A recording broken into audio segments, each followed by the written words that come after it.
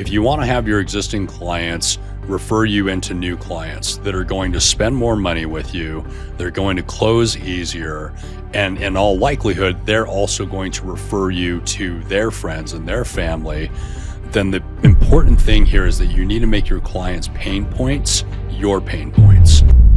Hello, friends. I'm Adam Loveridge. Welcome to the Home Services Marketing Podcast, Growth to Acquisition. I'm the owner and founder of Job Calls. We're a home services marketing agency specializing in heating, air conditioning, plumbing, and remodeling contractors. For more information about Job Calls, visit us online at www.jobcalls.com. Hello and welcome to the Home Services Marketing Podcast, Growth to Acquisition. I'm Adam Loveridge with Job Calls and happy to be here with you on another episode. This week, I'm going to be talking about scope creep. I'm going to be talking about client management, really, more than anything. And I'll start this off with a story. So my girlfriend is a remodeler and also a client of ours, and recently got a lead from Google My Business. It was a kitchen remodel in kind of the east side of Salt Lake City, which is her target market. And this project started out, simply enough. They're doing a kitchen remodel. These people have saved up, frankly, for their, entire lives to be able to remodel this kitchen and this home. And so it's a big deal for them, okay? And what ultimately ended up happening is the project started off, pretty well, but then there were a couple subs that really just didn't show up in an on-par kind of way. And in this particular instance, while they were installing the cabinets, they ended up putting a screw through one of the trim pieces. They were able to come in and clean that up to at least what they thought was a good enough standard.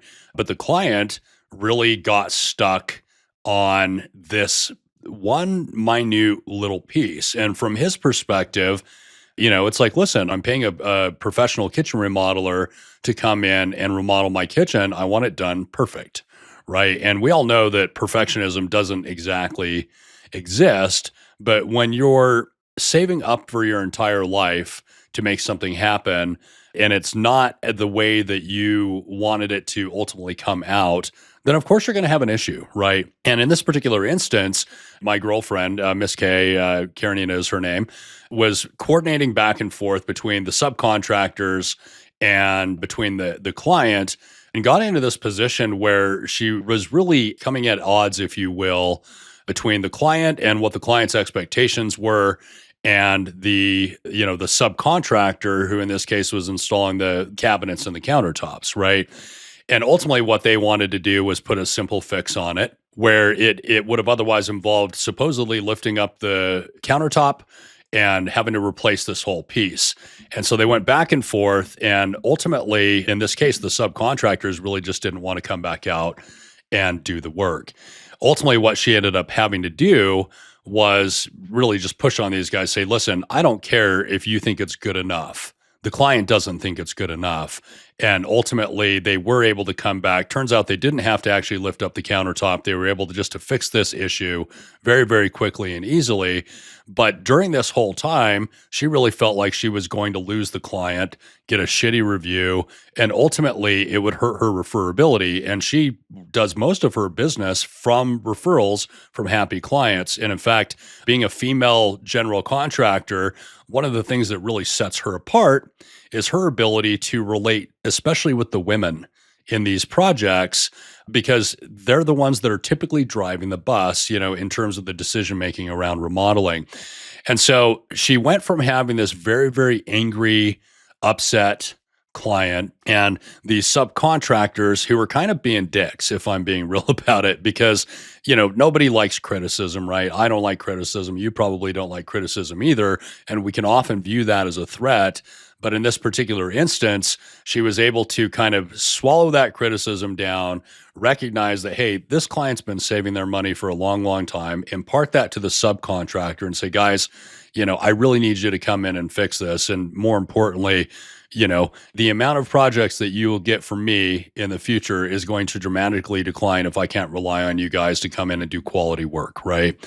So what she was able to do then in that situation is get the subs to come back in and fix it. The client was happy. She really felt like she was going to have to let this guy go because he was nitpicking every little thing along the line. And so when she went in to have this conversation with them, instead of being defensive about it or coming right in this hard stance of like, I think I'm going to go ahead and end this, we've got your kitchen done. There was a small piece of the project that was left, and she was going to ultimately just walk away from it because this particular client was frankly a pain in the ass and a bit of a dick. And so that happens sometimes with clients. Frankly, it happens with my clients too.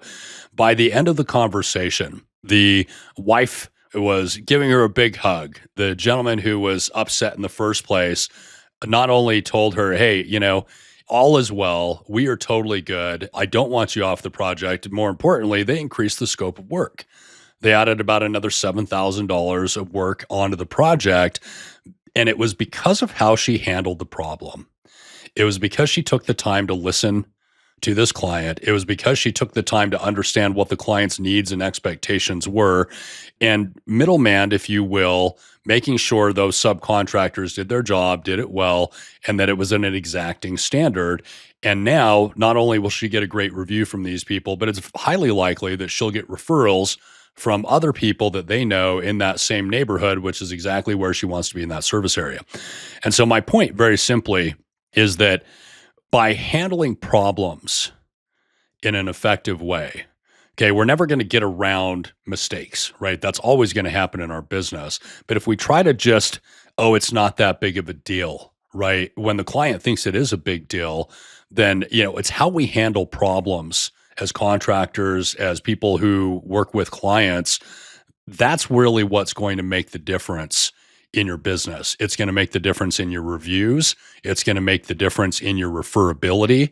It's going to make the difference in how you feel, frankly, about the quality of product and service that you provide. Because word gets around pretty quick when you do crappy work or, frankly, when you're standoffish with clients.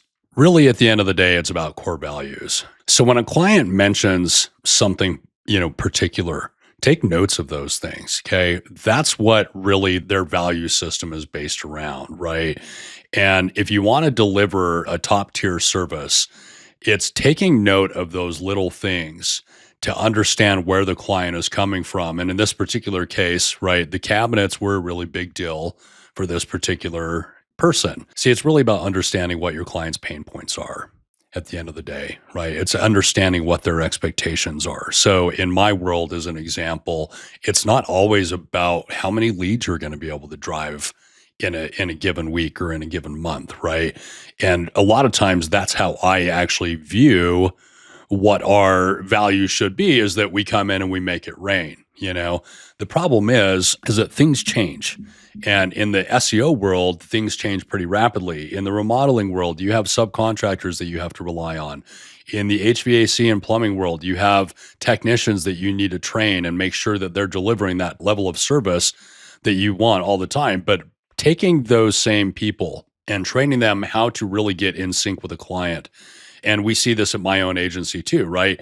Maybe that thing for that particular business owner isn't so much how many leads we're generating, but maybe they just want to be ahead of these top two competitors that they're constantly bumping up against. And they want their brand to be more significant than those top two competitors. And maybe in the remodeling space, it's less about the particular scope of work, but it's really about these two or three things that are infinitely important to the client, the look and the feel, right? That sense that they will have when they step into their kitchen every single morning after the thing's been remodeled.